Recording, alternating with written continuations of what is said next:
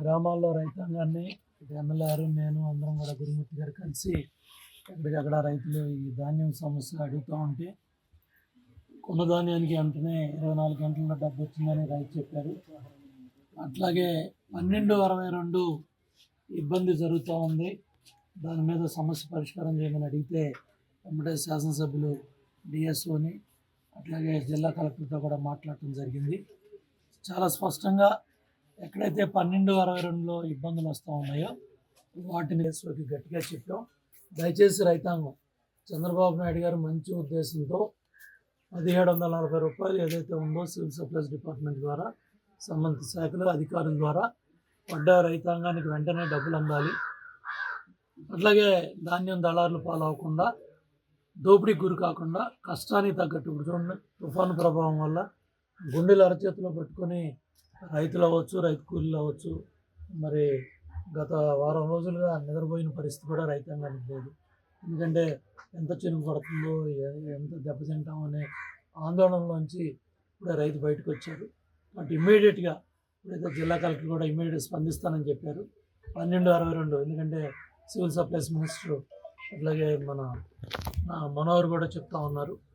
అట్లాగే ఎందుకంటే ధాన్యం చూస్తూ ఉన్నాం, గత 3 ఏళ్ళు పేదవాళ్ళు తినే బియ్యాన్ని మరి అక్కడ రాబందులు చంద్రశేఖర్ రెడ్డి లాంటి రాబందులు 48,000 కోట్లు ధాన్యాన్ని ఏదైతే బియ్యాన్ని రేషన్ షాపుల్లో పేదవాడి దగ్గర 10 రూపాయలు కొనుక్కొని కిలో 48,000 కోట్లకి బయట దేశాలకి ఈ బియ్యాన్ని పంపించారు.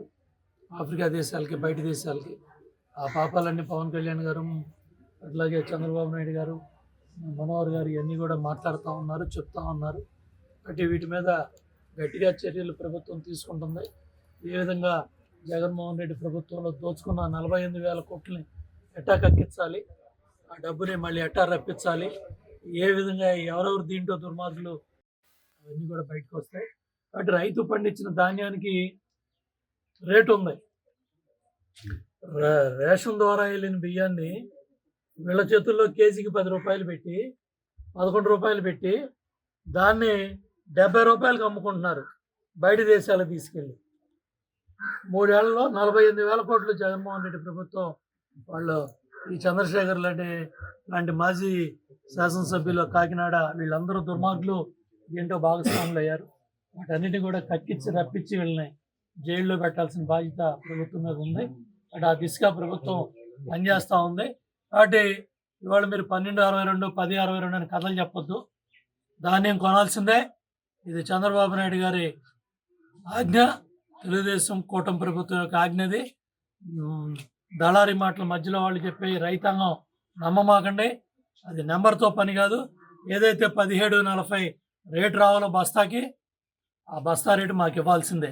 లేకపోతే 5 ఏళ్ళు ప్రతిపక్షంలో దెబ్బలాడి కొట్లాడి రైతుల తరపున పోరాటం చేశాం.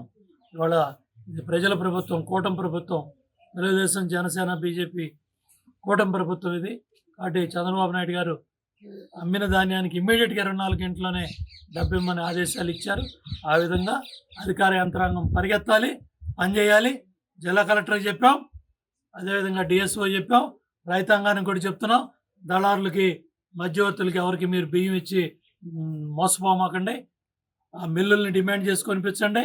అధికార యంత్రాంగాన్ని నిలదీసి పనిచేయించుకోండి.